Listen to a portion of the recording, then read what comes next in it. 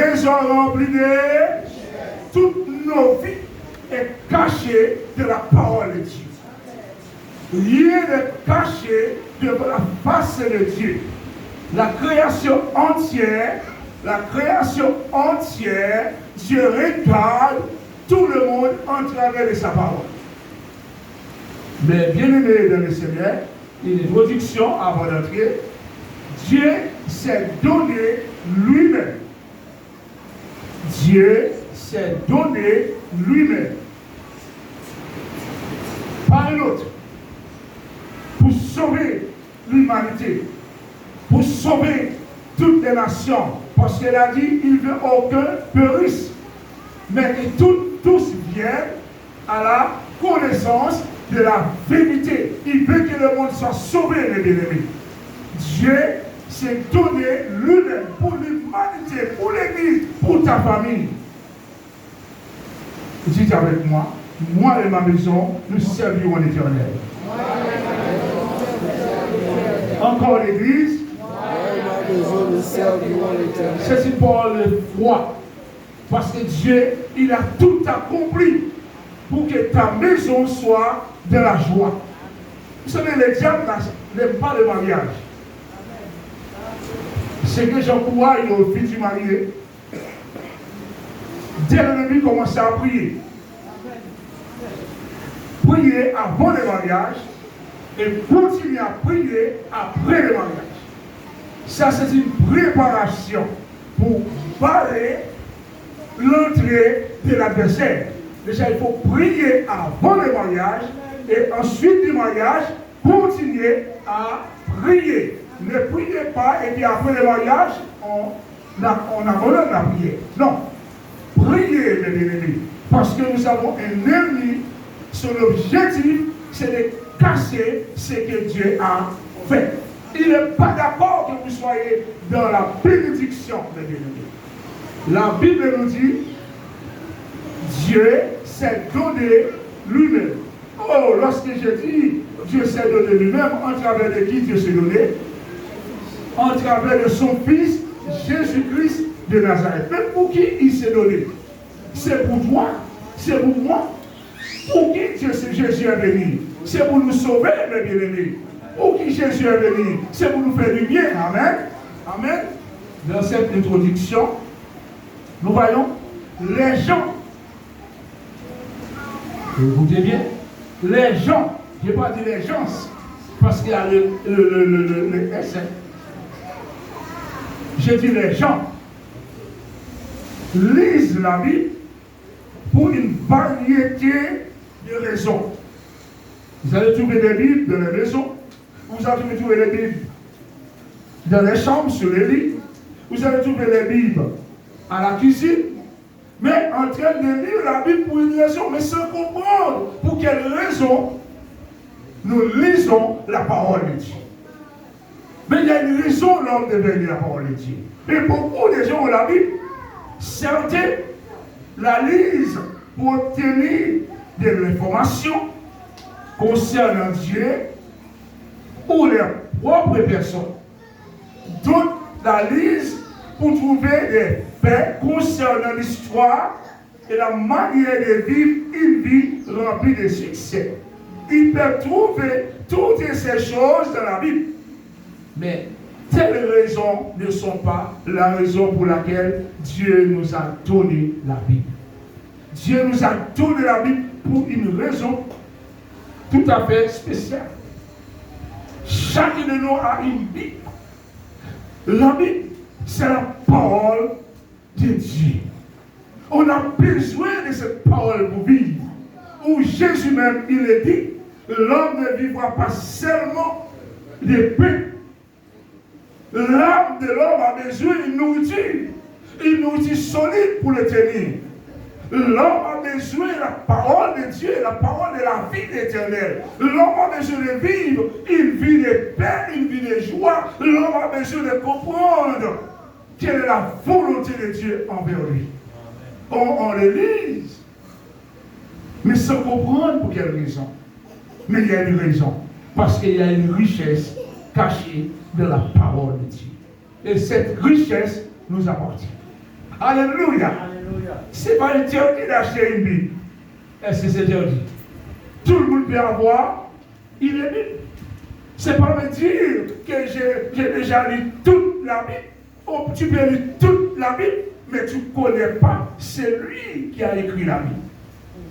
Tu peux lire toute la Bible, mais c'est connaître celui qui est l'auteur de ces paroles. On n'empêche pas quelqu'un de lire toute la Bible.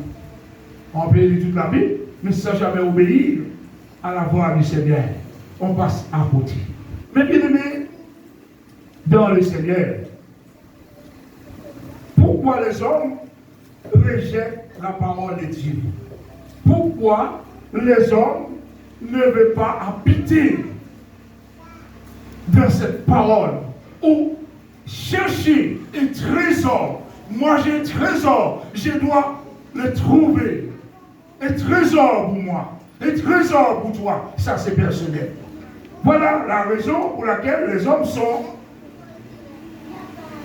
rebelles à la parole de Dieu. La Bible nous dit, nous allons entrer dans la parole, 2 Corinthiens 4, verset 3, 4. 2 Corinthiens, chapitre 4. Voilà, première raison. 2 Corinthiens, chapitre 4, verset 3, 4. Si notre évangile, écoutez bien, l'évangile c'est quoi? C'est la parole de Dieu. Si notre évangile, la parole qui est en nous, est encore voilée, vous savez quelle chose voilée? On dit, c'est voilé. Oh, les jeunes, il y a 2 sortes de voiles. On dit le voile, on dit la voile. Pourquoi? Le voile, c'est pourquoi on dit? Pour le bateau. Et la voile, pourquoi? Pardon? Le voile pour? Le voile pour les mariés. Les mariés, on dit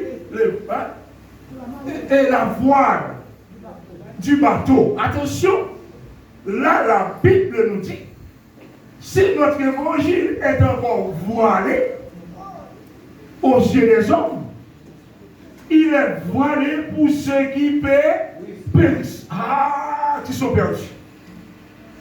Parce que l'évangile ne peut pas voiler. L'évangile ne peut pas être voilé.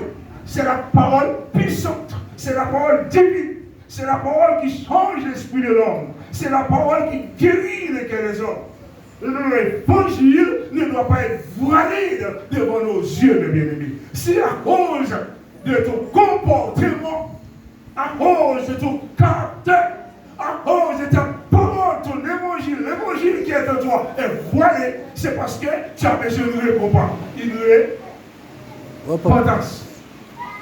L'évangile, c'est une puissance de Dieu, Romains chapitre 1, verset 16, pour le salut de quiconque croit. La bonne parole dit, mais bien aimé, l'évangile, c'est une puissance de Dieu. Et lorsque nous avons l'évangile de notre cœur, nous ramenons cette puissance avec. Parce que la Bible nous dit, si notre évangile, c'est à nous, si notre évangile, oh la parole qui est en toi, est encore voilée, il est voilé pour ceux qui ne connaissent pas Dieu. La suite nous dit le verset 4. Regardez pour qui l'évangile est voilé. Quand on est incrédule, l'évangile est voilé pour les incrédules. Incrédule, c'est celui qui ne croit pas que Dieu existe. L'évangile, c'est celui qui ne croit pas que Jésus est capable de guérir. Il ne comprend pas. Il ne voit pas ce qui est en nous.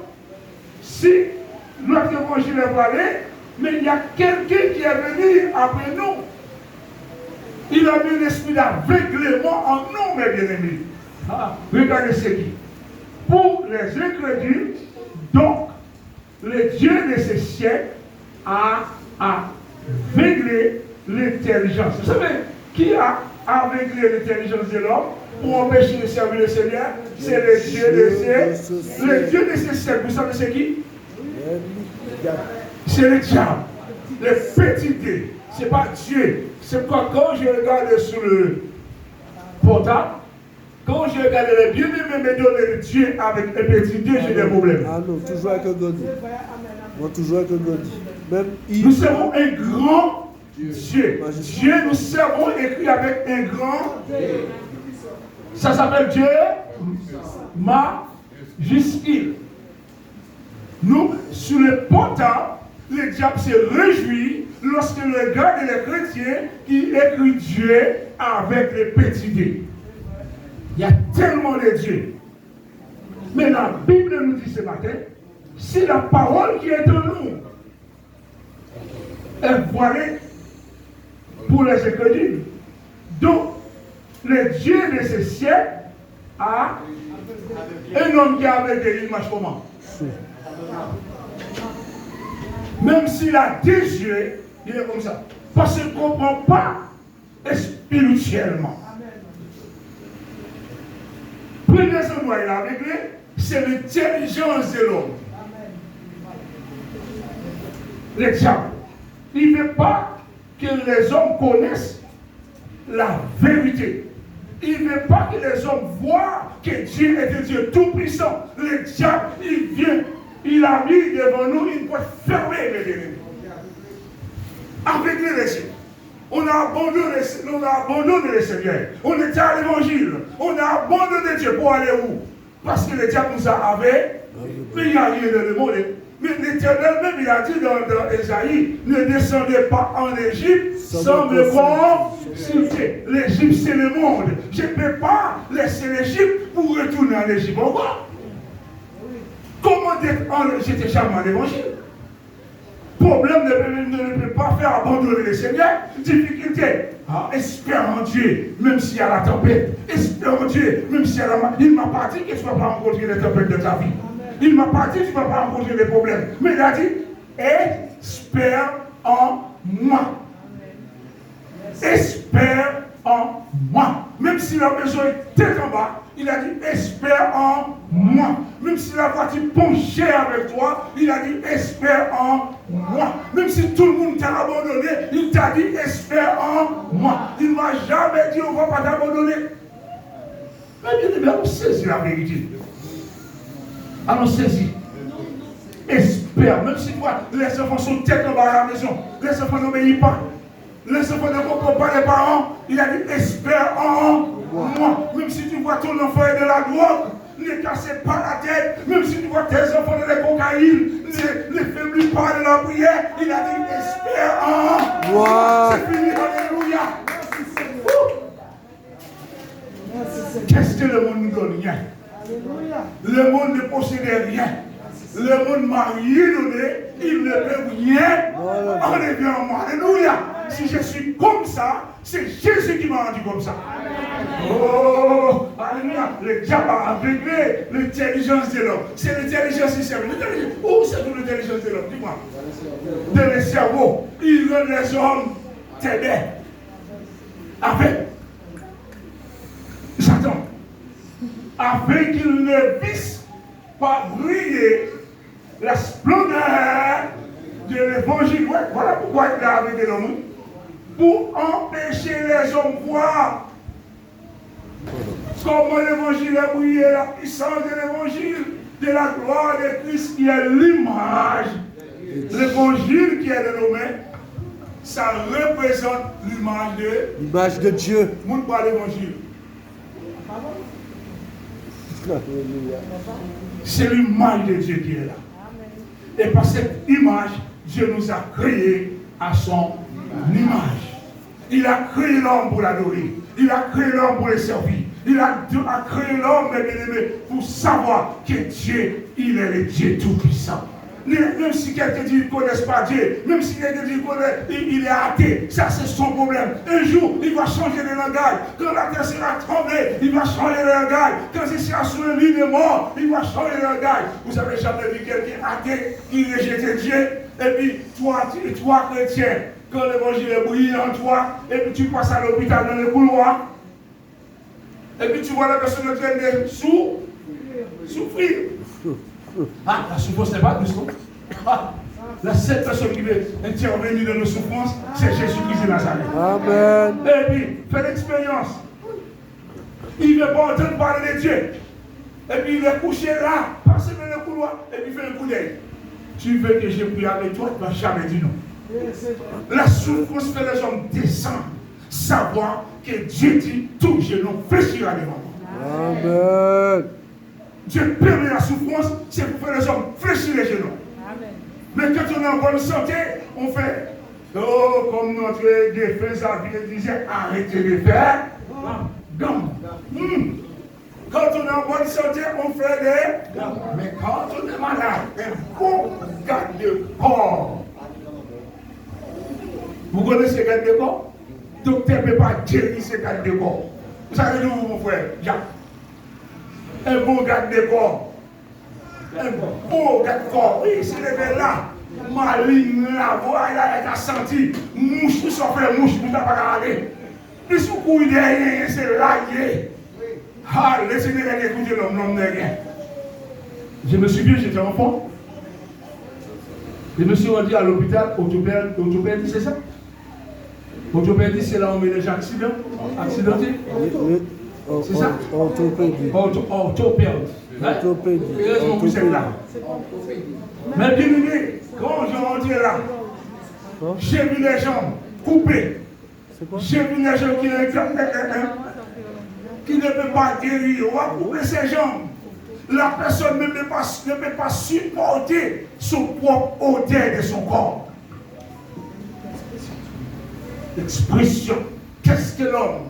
Ou je restais, j'étais enfant. Je disais, comme j'étais à l'école dimanche, je disais, mais qu'est-ce que l'homme? David disait, qu'est-ce que l'homme? Regardez l'homme. Que Dieu se souvienne de lui. De moment, nos propres bouches nous font pourrir. Et la bouche, c'est ta bouche. L'odeur de ta bouche te fait pourrir. Tu ne peux pas supporter même l'odeur de ta bouche un instant. Pourquoi on va les brosser à dents? Pourquoi on va les battre? Nous sommes déjà sentis sans même enterrer déjà. Regardez, du moment ta respiration fait les mouches courir. Ta respiration fait tout le monde mettre la main dans. Parfois la personne le père de te dire, tu vas y prendre son mouchoir, et puis tellement tu transpires, puis ça sent, ou bon, même moi à sentir. Mais qu'est-ce que l'homme, bien aimé? Qu'est-ce que l'homme réfléchit? Le diable a aveuglé notre intelligence. Nous sommes créés à l'image de Dieu. On a des problèmes. La Bible continue à nous parler. Toujours dans le psaume 107, verset 19. C'est la parole, mes bien-aimés. Attention, on rentre dans la parole. C'est la parole. Je vous donner très peu pour vous exciter à lire la Bible, mes bien-aimés. Amen. Regardez ce que la Bible nous dit. Dans leur détresse, ne me dis pas, ça n'existait pas pour moi la détresse. Écoutez les peuples hébreux, dans leur détresse. Il y a quelque chose, le médecin n'a pas de médicament pour lui.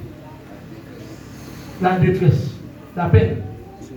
Ce n'est pas la peine, le médecin ne peut pas guérir la peine. C'est ça qui donne la maladie, c'est l'estomac. On souffre, on a la peine. Vous savez la peine tue? Vous savez où la peine tue? Vous savez, hier, j'ai un ami qui m'a appelé, il m'a dit la guerre. On m'a appelé, ma soeur est gravement malade en France.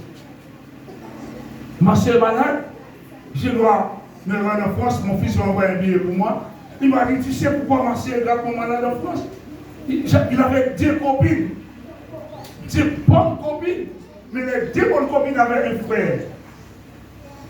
Pendant qu'elle était en Martinique, elle avait des bonnes copines depuis en Martinique. Les 2 bonnes copines ont un frère. Pendant qu'il sortait avec ses 2 copines, le frère des copines a profité sur elle. Il a donné un enfant et il a abandonné avec l'enfant. L'angoisse est entrée en elle, la peine. Il m'a dit chaque jour, ma sœur est venue. Regardez. Et maintenant, il est à l'hôpital gravement. Qu'est-ce qui l'a rendu malade? La détresse, la peine. Mais ce matin, je viens pour nous dire, il y a quelqu'un qui a un médicament pour la peine, c'est Jésus-Christ de Nazareth. Amen. Il y a quelqu'un qui peut nous guérir la détresse, il s'appelle Jésus-Christ de Nazareth. Alléluia. Dans leur détresse, à qui ils ont crié? Regardez, quand nous sommes en détresse, à qui nous devons crier? À l'Éternel. Et qu'est-ce qui s'est produit après? Qu'est-ce qu'il était de la fait? Il est délivré. Il les fait quoi? Il est Et il les délivre de leur angoisse. Tout est possible à l'Éternel. Alléluia. Et il continue à nous dire dans le verset 20. La suite nous dit. Il envoya sa parole. Qu'est-ce qu'il a fait? Il envoya sa parole. Alléluia. Il a envoyé la parole. Mais est-ce que tu veux rattraper ce matin la parole? Voilà. Si tu rejettes, tu n'auras pas la guérison. Ça, c'est personnel. Jeune homme, jeune fille. C'est sa volonté de sauver. L'Éternel, il envoie sa parole. Il a dit si sa parole tombe dans une bonne terre, il porte beaucoup de fruits. Là où tu vas, là où tu vas passer, là de ton école, là où tu vas voyager, de tes entreprises, si tu as été de rattraper cette parole ce matin, tu vas porter beaucoup de fruits. L'Éternel, il envoie, c'est pas la parole de non. Il envoie sa parole et les guérit. Est-ce qu'ils ne veulent pas la parole de Dieu? Est-ce que c'est la parole de Dieu qui sont dans leur détresse? Pas du tout. N'oubliez pas, le diable est venu pour arrêter l'intelligence de l'homme. Le diable, il envoie toutes sortes de maladies après nous. Ce n'est pas la volonté de Dieu que l'homme soit malade, mais c'est la rébellion de l'homme. C'est à cause de la désobéissance de l'homme si l'homme tombe dans la situation de maladie. L'Éternel amour qu'il a pour l'humanité, il envoie sa parole et il les guérit. Et les fit échapper. Regardez le travail de l'Éternel. Il les fit échapper de quoi? De la force. De quelle force? La mort. Le verset 21 nous dit, si Dieu délivre, il guérit. Nous devons lui donner gloire. Ensuite, quand il les a échappés de la force, qu'il loue l'Éternel. Qu'est-ce qu'il doit faire? Les jeunes, combien vous dites de remercier Dieu? C'est Dieu seulement qu'il faut remercier. Parce que quand vous êtes dans l'examen, c'est le bic. Oh, attention. Écoutez-moi les jeunes. Le bic, c'est la marque. Écoutez, ça c'est pas un bic. Le bic, c'est la marque. On dit stylo. Stylo. Le bic, c'est la marque. Vous avez marqué? Bic. Bic, c'est la marque. C'est écrit là. Mais nous avons un stylo dans la main. Et c'est ceci, mes bien-aimés. Les jeunes, stylo. Le bic, c'est la marque. Qui loue l'Éternel pour sa bonté et pour ses merveilles en faveur des fils de l'homme. Alléluia, le fils de l'homme, c'est Jésus-Christ de là. C'est lui seul qui peut nous sauver. C'est lui seul qui peut nous délivrer. C'est lui seul qui peut nous guérir de l'angoisse. Alléluia. Quel Jésus. Ils l'ont dit dans le psaume 119, verset 9 à 10. Combien l'Éternel est bon. Combien il est grand. Le psaume 119.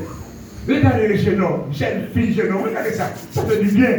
Le Seigneur veut bénir les jeunes vraiment. Comment le jeune homme ou la jeune fille Rendra-t-il. Alors, dis-moi les jeunes. Somme 119, la Bible, il y a une bénédiction, c'est un trésor. Les jeunes hommes, si vous ne savez pas, voici ce que le Seigneur a pour nous. Comment les jeunes hommes rendra-t-il pur son sentier? Quel sentier? Qu'est-ce qu'il rend pur? Là, il va marcher. Là, il va passer. Là, il sera son avenir. Alléluia. Fais comme tu veux. Pas comme tu veux. Tu as ta route à faire. Tu ne vas pas faire la même route que ta copine, que ton copain. Chacun de nous a notre route à faire. Ta destinée te regarde. Ta destinée, ce n'est pas la destinée de ton ami. Ta destinée n'est pas la destinée de ta copine, de ton copain. Et chacun de nous a une route à passer. Mais la Bible nous dit, alléluia, comment les jeunes hommes rendra-t-il pur? Alléluia. Et l'Éternel a dit à Josué, qu'est-ce que l'Éternel a dit à Josué? Donne-moi le verset, ne passe pas non? Qu'est-ce que l'Éternel a dit à Josué? Fortifie-toi, pourquoi? Que la parole. Ah, que ce livre de la loi. Que la parole, ce livre, la Bible, ne s'éloigne. Josué était jeune. Que la Bible ne s'éloigne près de ta bouche. Méditez-la. Jour et nuit. Méditez-la. Méditez-la. Afin que tu réussisses dans tout ce que tu entreprends. Ce n'est pas un homme qui a parlé, mais il a dit, mais comment un jeune homme rendra-t-il pur son sentier ce matin? Alléluia. Ils sont jeunes, 21, 22 ans, ils ne s'écoutent pas. C'est malédiction, c'est accident. Les sentiers des jeunes hommes ne sont pas purs. C'est le malheur. Mais la Bible nous dit comment le jeune homme rendra-t-il pur son sentier? Il n'y a qu'une réponse pour que ton sentier soit bien préparé. C'est seulement quand tu vas diriger tes yeux, quand tu vas habiter en se dirigeant d'après ta parole. Alléluia. Voici le chemin pour un jeune homme, pour une jeune fille. C'est de comprendre la bouche de l'Éternel. Qu'est-ce qu'il a pour toi? Alléluia. L'Éternel même, il a dit, il a un projet pour nous. Un projet de paix, nous de malheur. Le malheur n'est pas dans le projet de Dieu. La malédiction n'est pas dans le projet de Dieu. La défaite n'est pas dans le projet de Dieu pour toi. Dans le projet de Dieu, c'est un projet de réussite, c'est un projet de paix, c'est un projet de délivrance, c'est un projet de grâce. Amen. Alléluia. Amen. L'Éternel est bon. Allons dire l'Éternel est bon. L'Éternel est bon. L'Éternel est digne de louange. L'Éternel est digne de louange. Il est digne de puissance. Il est digne de puissance. Seigneur, merci pour ton projet. Seigneur, merci pour ton projet. Ma réussite. Merci pour la réussite. Viens de toi. Viens de toi. Lève-nous l'église. Alléluia.